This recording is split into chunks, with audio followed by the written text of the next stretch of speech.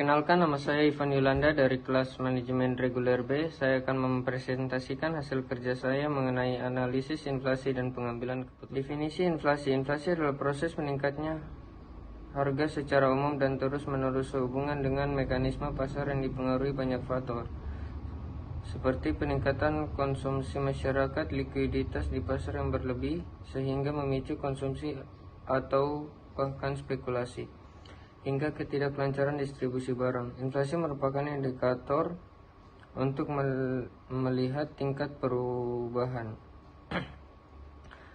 Dan inflasi dianggap terjadi apabila proses kenaikan harga berlangsung terus-menerus dan saling berpengaruh satu sama lain. Inflasi dibagi menjadi dua macam, yaitu inflasi domestik dan inflasi impor. Inflasi domestik terjadi karena suatu faktor, situasi, dan kondisi yang terjadi di dalam negara, seperti karena kebajikan pemerintah dalam mengeluarkan deregulasi yang mampu memengaruhi kondisi kenaikan harga.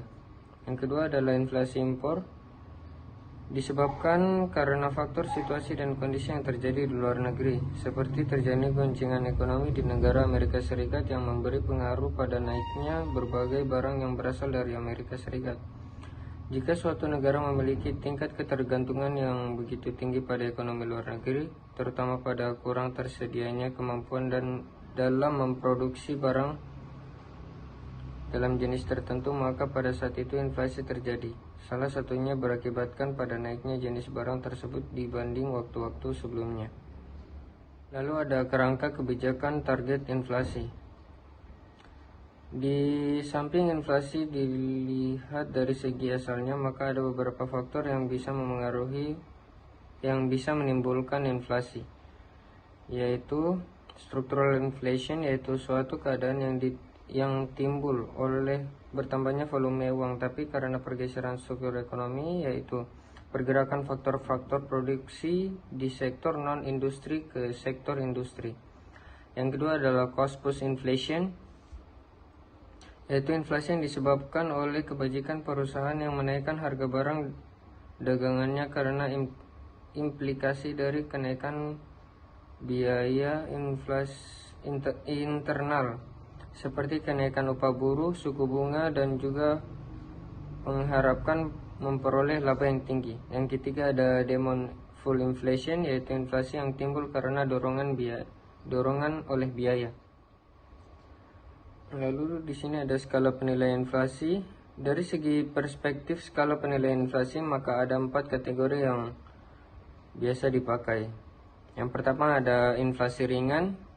Inflasi yang disebut juga creeping inflation. Kondisi inflasi seperti ini disebut dengan inflasi ringan karena skala inflasinya berada di bawah 10%. Kondisi ringan ini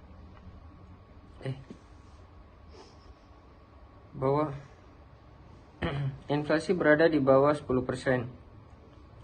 Kondisi yang ringan seperti ini dialami oleh Indonesia pada era sekarang, yaitu pasca reformasi, dan kita pernah mengalaminya pada masa Orde Baru. Yang kedua adalah inflasi sedang. Inflasi sedang dianggap tidak efektif bagi kelangsungan ekonomi suatu negara karena dianggap mampu mengganggu dan bahkan mengancam pertumbuhan ekonomi. Yang ketiga ada inflasi berat.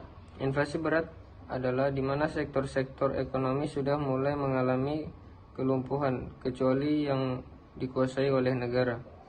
Yang keempat adalah inflasi sangat besar. Inflasi ini terjadi pada masa Perang Dunia Kedua, di mana untuk keperluan orang terpaksa harus mencetak uang secara berlebihan. Lalu ada tujuan perhitungan inflasi. Ada beberapa tujuan umum yang dapat diperoleh dan dilakukan perhitungan IHK atau CPI ini, yaitu bagi investor kategori real investment yang berkeinginan investasi ke suatu negara yang bisa menjadi informasi ini sebagai salah satu pendukung rekomendasinya. Adapun pengertian real investment adalah investasi nyata atau real investment secara umum melibatkan aset berwujud seperti tanah, mesin-mesin, atau pabrik.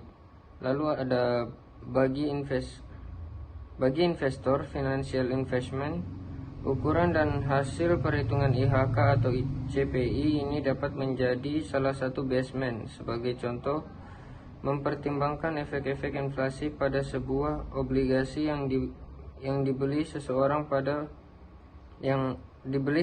dapat menggunakan CPI bila orang tersebut adalah si pembeli. Sedangkan pembeli yang sama oleh sebuah organisasi industri dapat memerlukan indeks yang berbeda. Adapun pengertian financial investment adalah suatu inflasi keuangan melibatkan kontrak tertulis seperti saham biasa dan obligasi. Tujuan indeks adalah mengukur perubahan harga eceran yang dibutuhkan untuk mempertahankan standar kehidupan yang tetap untuk konsumen rata-rata. Lalu ada perhitungan inflasi yang bisa dilihat di sini. Pengambilan keputusan merupakan proses pemecahan masalah dengan menentukan pilihan dari beberapa alternatif untuk menetapkan suatu tindakan di masa depan. Pengambilan keputusan merupakan sikap yang hati-hati dan bersifat yang hati-hati dalam bertindak untuk menentukan sebuah pilihan dari beberapa alternatif. Sekian dari saya, terima kasih.